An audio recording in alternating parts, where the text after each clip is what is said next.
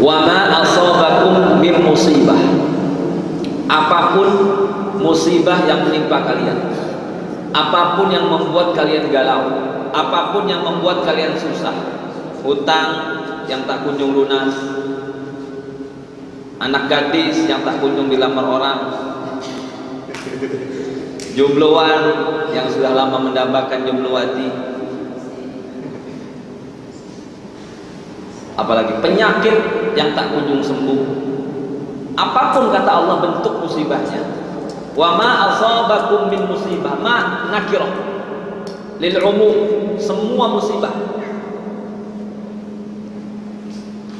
Rumah hancur misalkan, suami galak, musibah enggak? Istri bawel misalkan, insyaallah di sini solehah semua, ya kan? Tetangga usir, itu kan musibah.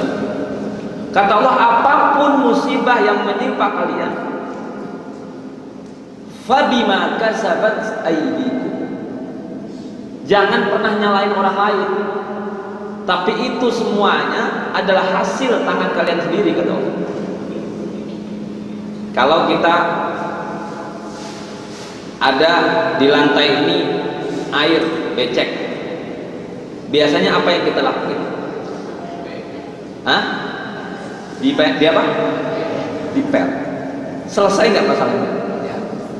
Belum tentu. Sebab bisa jadi masalahnya karena gentengnya bocor. Kalau kita pel, nggak selesai masalah, bocor lagi, basah lagi. Tapi apa yang harus kita cari? Benerin gentengnya. Bukan dipel, tapi benerin gentengnya sehingga tidak akan kemudian basah lagi. Begitu juga semua masalah kita, apapun masalahnya, penyakit, utang, apalagi kegalauan, ya enggak? Mau kuliah, nggak punya uang, apapun masalahnya, kata Allah, fabima kasabat aydikum. Harus ini konsep tauhid. Kalau ini kita nggak paham, maka kita akan galau selalu dalam hidup kita. Fabima kasabat aydikum, ini adalah buah hasil tangan kalian, kata Allah. Jangan pernah nyalain orang lain. Kalau ada suami galak, bu, suaminya galak enggak ya? Baik ya.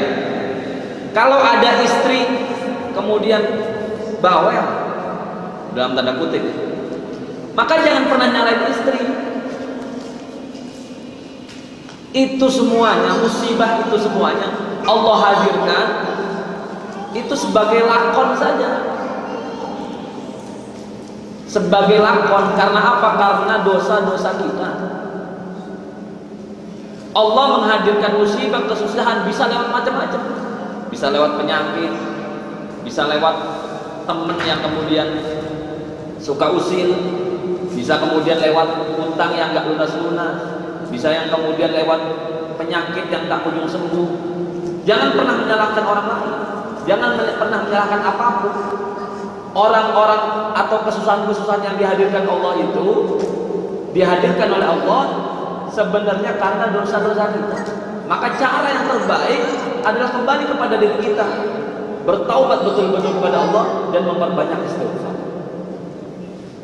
Cara yang terbaik bukan kemudian nyalahin orang lain. Cara yang terbaik ketika kemudian kita sedang penyakit, jangan ke dokter dulu, jangan dipel, tapi kemudian fabima kasabat aydikum, harus tahu betul, harus banyak-banyak beristighfar, bertaubat kepada Allah. Jangan pernah nyalain orang lain.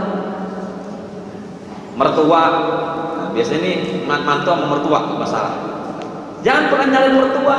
Mertua itu hanya dihadirkan Allah sebagai lakon untuk menghadirkan kesusahan buat kita. Bisa jadi kesusahan dihadirkan lewat yang lain.